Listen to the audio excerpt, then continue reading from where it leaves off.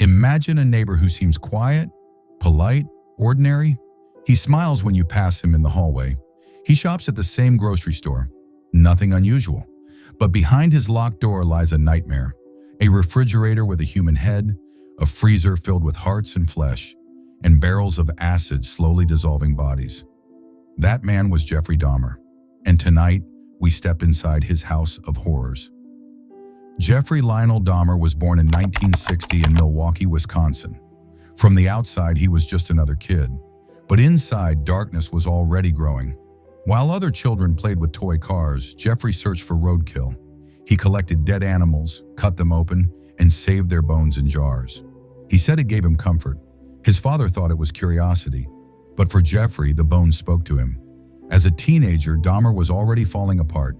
By 14, he was drinking heavily, showing up to class drunk, stumbling through the halls. Students called him the oddball, but the truth was even stranger. He was hiding a secret. His fantasies mixed desire with death. He dreamed of men who could never leave him, men who were silent, motionless, under his control.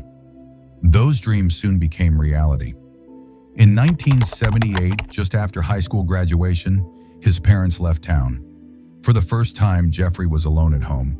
That is when he met Stephen Hicks, an 18-year-old hitchhiker. They drank beer and listened to music. But when Hicks said he wanted to leave, Dahmer panicked. He picked up a dumbbell and struck him on the head. Then he strangled him with the bar. Later, Dahmer confessed, "I did not want him to leave. That is why I killed him." He cut the body into pieces, smashed the bones with a hammer, and scattered them in the woods. That moment was the beginning of a nightmare that would last for over a decade. For years, he lived a double life. On the outside, he seemed quiet, shy, even polite. On the inside, a growing monster. He joined the army but was discharged for drinking. He lived with his grandmother, who complained about strange smells and late-night behavior, but never guessed the truth. By the mid-1980s, Dahmer's urges returned. He was arrested for indecent exposure, then for drugging a young boy. The punishment was just 1 year of probation. The justice system had a chance to stop him, but it failed. Soon, the killings became constant. He lured men, usually from bars, often men of color. He offered money for photos or drink at his apartment. Once inside, he drugged them, then strangled them.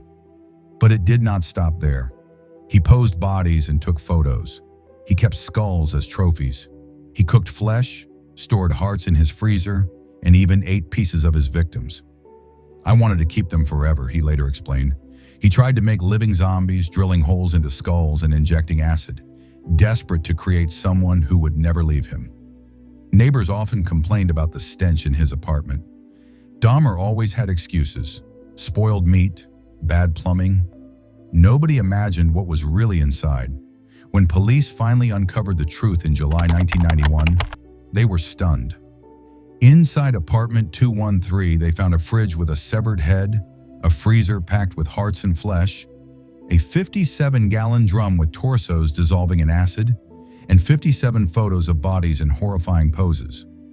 One officer whispered, "These are for real." How did they find out? Because of one man, Tracy Edwards.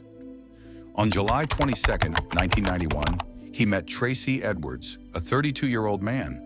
Dahmer offered him $100 to come back and pose for photographs. Edwards agreed, but as soon as he stepped inside the apartment, he knew something was wrong.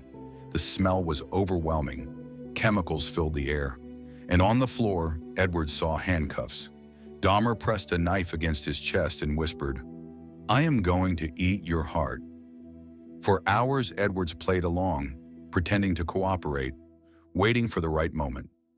Finally, when Dahmer was distracted, Edwards punched him and ran for the door, one wrist still handcuffed. On the street, he flagged down police officers. At first, they thought it was just another domestic dispute, until they opened a drawer.